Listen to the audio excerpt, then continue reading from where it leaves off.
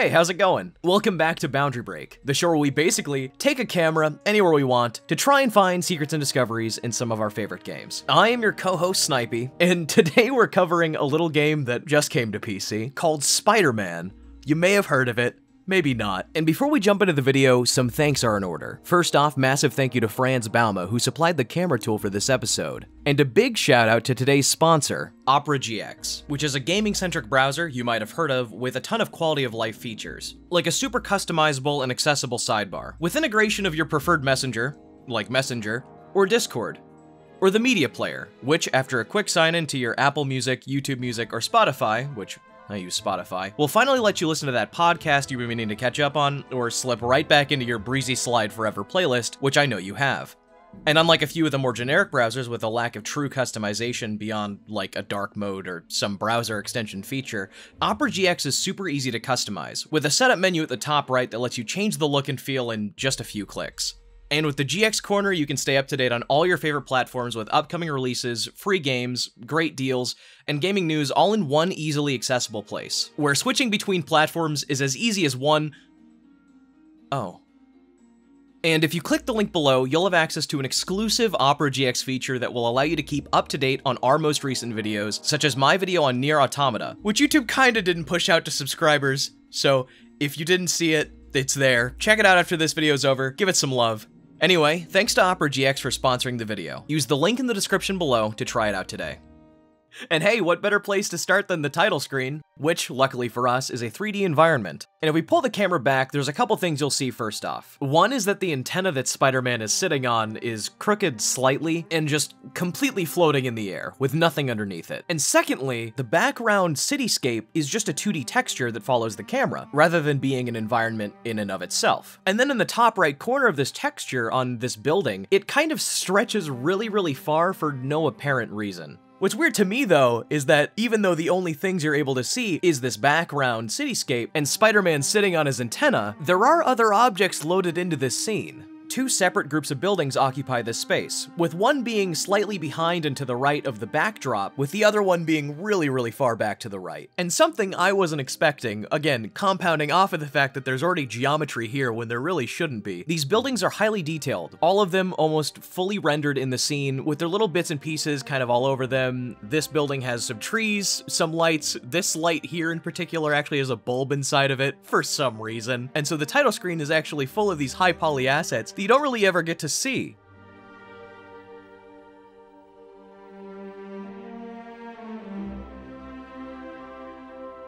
And surprisingly enough, there are interiors to some of these buildings, like this arcade, which even though the signs on the front of the door aren't great, inside we have arcade cabinets. They have a couple different sizes and a few different color schemes, except for this standout, which is a merging of two cabinets, I think on accident, and if that wasn't strange enough, they all have 26 cents as their price of entry, which I mean, they could have brought it down 1 cent.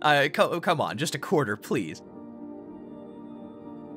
But what is an arcade without games? And in this case, we have games? Sort of. The labels on all of these say PlayStation 4 at the top. The rest of the case, however, tells a different story. Oddly enough, they're all different sizes, even cases that are supposed to be the same game. But what's weird is that these game covers appear to have in-game movie posters or in-game book covers as their cover. Like Kate and Kevin over here, which doesn't exactly look like a game I'd play. And in case you're wondering, there are a lot of these, but every game case on this shelf has the same back cover. And instead of using the color scheme of other PS4 titles, it uses what appears to be the PS3 color scheme and icon style. We also just have the back text, "Experience it," followed by placeholder text for the description. Each chunk of games, by the way, is actually a single asset, connected by one large texture spanning the tops and bottoms.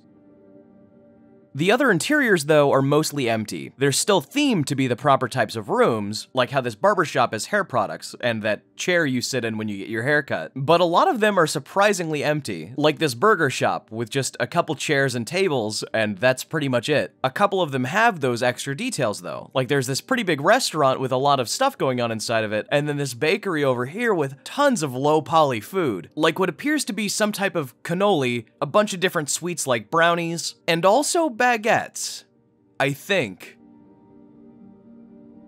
Also, in the middle of one of these buildings, you have Peter's apartment door from the beginning of the game, just sort of merged in the wall. And speaking of Peter's apartment, even though the camera pans across a ton of detail in the scene, there's still quite a bit of stuff strewn about the room that you don't really get a good look at. Like how Peter has MJ's camera. There's also this stack of books with more books inside of it. Also, the camera pans across it really fast, but this laptop has stuff on it. It has completely legible text that it just scrolls through infinitely, but in the background you may have noticed that the image appears to be the in-game HUD, but what seems to be a different version of it. Take note of the different markings on this overlay, like these two arrows, which don't show up during the intro animation, and I'm not sure if they show up anywhere else in the game. So it's likely that this image stems from an earlier point in the game's development. Also, it's not really shown off well in the intro cutscene, but Peter's room does have a full workshop, with a whole bunch of drawers and cubby spaces that have objects inside them, like wires and nuts and bolts and stuff like that. There's also this knockoff PlayStation, complete with controller, except it uses the Xbox layout for the buttons, but also like the touchpad from the PlayStation 4 controller. There's also this crossword puzzle that shows up many times throughout the game, and I haven't been able to figure it out. Apparently it's this mystery that the internet's been trying to solve for a while too, and nobody's really sure, since one of the lines is marked off as having been done even though it's not, and one of the answers just seems to be completely incorrect and doesn't fit the space. Unless for some reason film students love kumquat. So that's here too, I guess.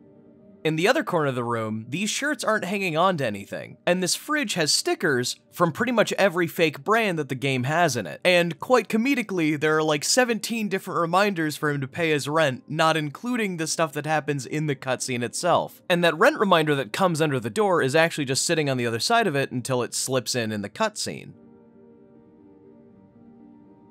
And speaking of cutscenes, these games are quite the doozy. As some of you know, these cutscenes are tailor-made to each individual camera shot, with a lot of jumping between shots, including lights popping into existence, or characters morphing into place, with anything out of frame not being important in the moment, and so it's often discarded, not animated, or just left to do whatever it's doing. And in Spider-Man's case, we get to see this firsthand in pretty much every cutscene for every action on every camera cut. And because of this, in a lot of scenes, we do have a couple of anomalies that are worth pointing out, like how the bread is always floating there in the air, or the unique animation that plays of Peter webbing the bread to him, which happens off camera and also a little late. And to make this pretty seamless transition of the mask being folded the right way around, there's two masks loaded into the scene at all times, one being inside out and the other being normal. And what happens is the normal one is just pulled through the one that's inside out, and then that inside out mask is just discarded off camera. And something you'll see repeated across a lot of these scenes is that oftentimes, instead of a character not animating when the camera cuts, characters will often repeat the same animation multiple times, either before or after they're actually supposed to do it, often just teleporting into place to do it again. And each cutscene is different, and even though I don't have the time to showcase each and every cutscene from multiple angles, I will go through a few different cutscenes and show you a couple of the unique things that will happen, but for the most part, just know that a lot of characters teleport around, have their bodies morph in terrifying ways, and pretty much the entire composition changes from shot to shot. In this cutscene where Spider-Man teaches Miles Morales how to punch people in the face, the characters are a bit slightier than usual, since their lower halves are obscured from view. And then there's this cutaway angle of Miles balancing his footing, and to do that, he's moved way back on the sidewalk, facing a completely different direction, before he shoots back to the same spot he was before. And then the camera kind of orbits both of them, but interestingly enough, this is one of the only cutscene elements that I've found where the characters kind of slide around with the camera.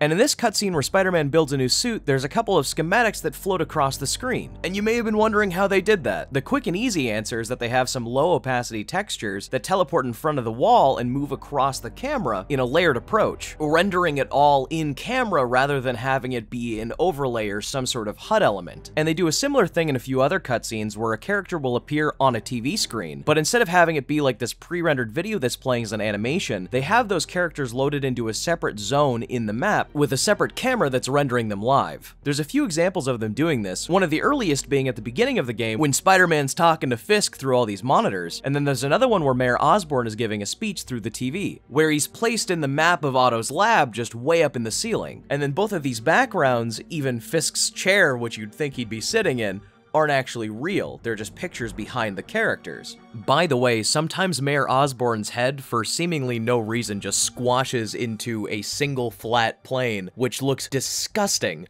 Like, actually kind of terrifyingly disgusting. It does it in a few different circumstances, but still, like, why? But in one section where the background is real is when MJ is on this news segment and she's in this sort of office space, which is actually a room we can explore. This back wall area that looked like it had a ton of notes is covered in children's photos and drawings, most of which being drawings about Spider-Man. There's also the kind of stuff that you typically see in an office, like miscellaneous filing cabinets, and a copy machine, and also a water dispenser. And interestingly enough, there's actually stuff on the other side of the room too, including a bulletin board facing the wrong way, and other notes and boxes and stuff, even though you never see this other zone. And in this cutscene where Doc Ock is climbing up the side of this tower, and he's supposed to be like in the reflection of a window, his model is just duplicated on both sides, and this window is floating in midair. One of the viewer requests for this episode was to see what was going on with the Statue of Liberty. Well, because it's so far away from where the player can go, it is just a low poly model, and the textures of it are just images of the statue overlaid on top of where it's supposed to be generally. But what if I told you this wasn't the only Statue of Liberty? Would you believe me? Well, if you said no, too bad. There's at least 2 versions of it, one of which being on the 3D map, which I was so happy that I could move the camera around on. And this map is basically a low level of detail version of the city, but completely colored blue, except in a couple places where it looks like they missed a spot.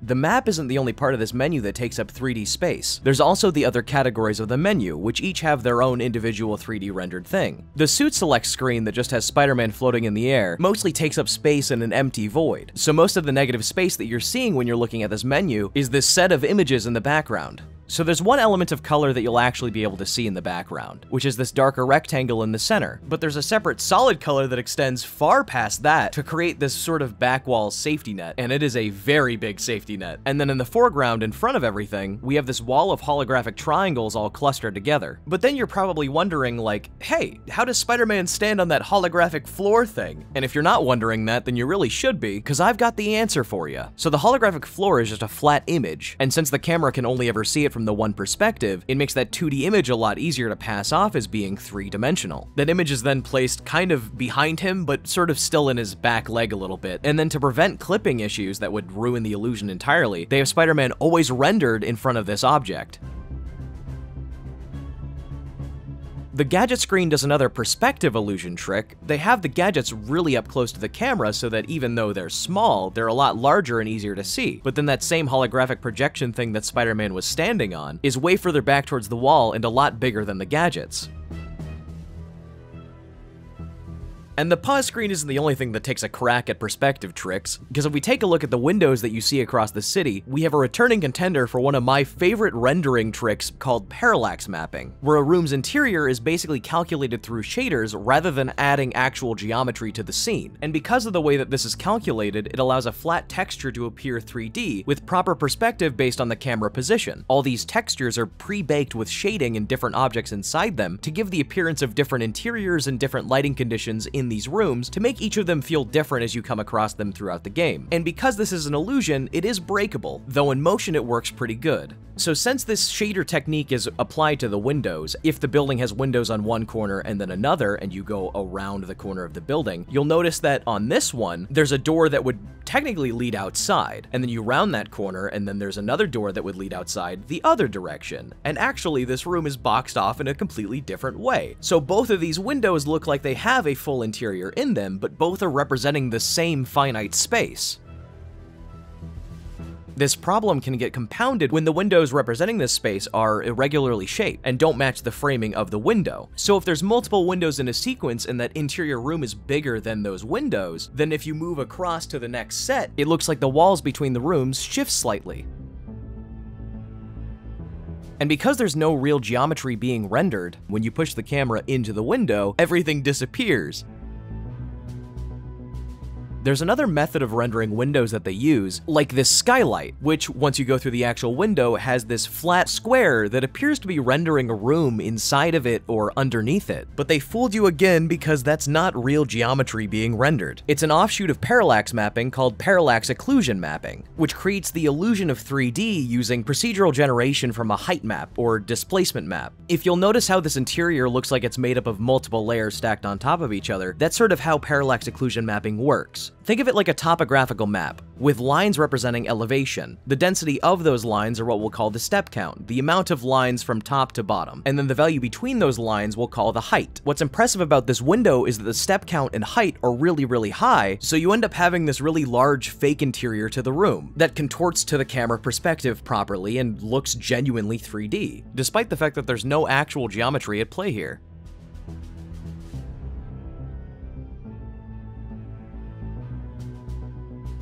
And I think it's a good time for some low-poly birds.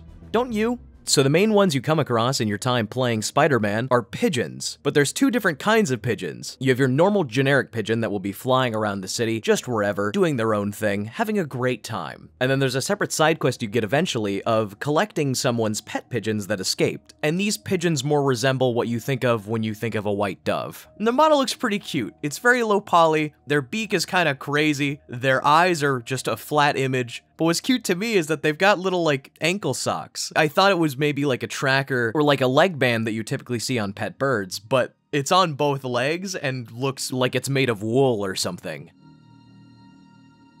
Also, in case you ever wondered where Spider-Man's web goes when he does a swing kick, the answer is very high, and it just sticks to the air. So all the character models in the game have an excruciating amount of detail put into them. I mean, just look at any single one of the Spider-Man suits, with really high-resolution material textures that really just make it look fantastic. For the most part, these models are pretty seamless. You have those different layers of clothing that kind of render into each other to prevent clipping and stuff, but nothing too weird is hidden outside of the player's view. Except on all of the player models, inside Spider-Man's head, there is a tiny white rectangle. And there's one part of the game where we can get a really good look at a whole bunch of different models all in one scene, and it's at the university Halloween party, where we have so many classics like the horse mask, which upon taking the camera inside the mask shows that the texture for the outside of the mask is also on the inside of the mask in the neck. And then for this guy wearing a wrestling mask, if we take the camera inside, we can see that he still has eyes, even though they're not even visible to the player. They already don't render his entire face, so why his eyes are there is still a mystery. Considering that for pretty much every other model where you don't see eyes, there aren't any rendered inside the head, like for this person wearing a skeleton costume. There's also the enemies that you fight across the game called the demons, who wear masks. Funnily enough, they don't have eyes either, but they do have eye sockets, which I think is worse. Also, in case you were wondering, the porta potties do have toilets inside them, even though the doors never open. Here's what the low level of detail model looks like for people in the city, which looks surprisingly pants-like they put a texture for cargo pants and just stretched it over the model. And sometimes NPCs really far away from the player will just start doing this running animation, which sort of looks like a weird hopscotch kind of thing. It looks really strange, and once they start doing it, it doesn't really look like they ever stop. Like in most games, when you are in an interior space, there's no need for the outside world to be loaded in, and so often they don't have them. Unless there's a window where you can see outside, then they'll have like the city loaded in. But for the most part, if you're inside, there's no city on the outside. Except for two spots on the map which are consistently loaded in, and it's a Sable outpost and then this area over here. These are loaded in pretty much at all times, except for the title screen. When you're outside though, the entire map is loaded in at a single time. And yeah, far away from the player position, things become low poly, but because it's a cityscape, this is still super convincing to look at from a distance, and so zooming out with the camera still looks really good.